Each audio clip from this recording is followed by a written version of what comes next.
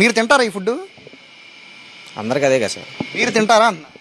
మీ పిల్లలకి పెడతారు దాన్ని? మేము తినేది కూడా అదే. మీ పిల్లలకి పెడతారా దాన్ని? మేము తినేది అదే సార్. చెప్పేది అలాగా సార్. ఇప్పుడు ఇక్కడ ఉన్న ఈ ఒక్కసారి దారుణంగా ఉన్నాయి ఇవన్నీ.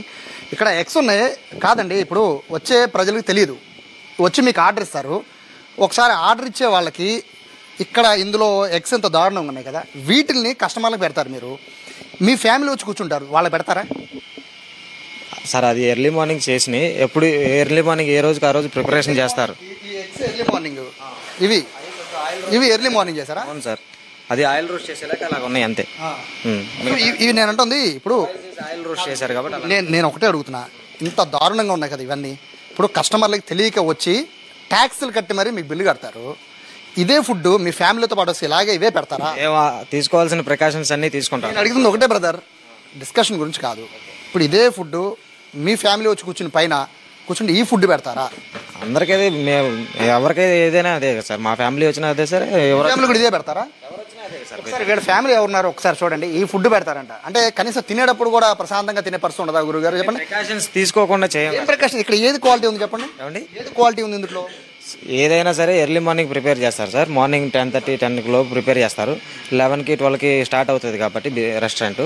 అందుకని ఓనర్ కూడా ఇదే ఫుడ్ తింటారా? చూడండి అదే సార్, ఓనర్ కూడా ఇదే ఫుడ్ తింటారు.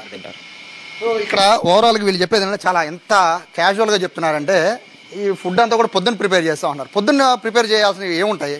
రైస్ ఎవరు పొద్దున పూట వండుకోరు. కనీసం స్కూల్ పిల్లలకు కూడా 12ంటికి ఫుడ్ వండాలంటే 10:30కు వండుకుంటారు.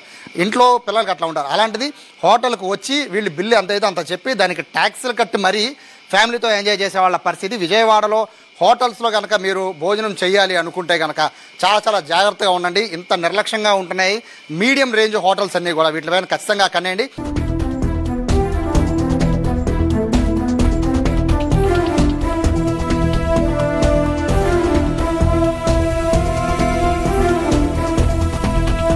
ఎంతో మందికి ఎన్నోసార్లు చెప్తున్నా వీళ్ళెవరు కూడా పద్ధతి మార్చుకోవట్లేదు. రీజన్ ఏంటి? తప్పకుండా వీళ్ళందరి మీద ఏంటంటే, మీరు అడిగినట్టు పద్ధతులు పాటించకపోతే మాత్రం ఖచ్చితమైన చట్టపరమైన చర్యలు తీసుకుంటాం. క్రిమినల్ చర్యలు తీసుకోవడానికి వెనకాడం. ఒకసారి కనుక ఇది చేస్తే ఒక చర్య ఉంటుంది, రెండోసారి చేస్తే డబుల్ పెనాల్టీ ఉంటుంది. ఇదే తప్పు కనుక మూడోసారి చేస్తే లైసెన్స్ ఉంటే లైసెన్స్ క్యాన్సిల్ చేసి సస్పెండ్ చేస్తాం.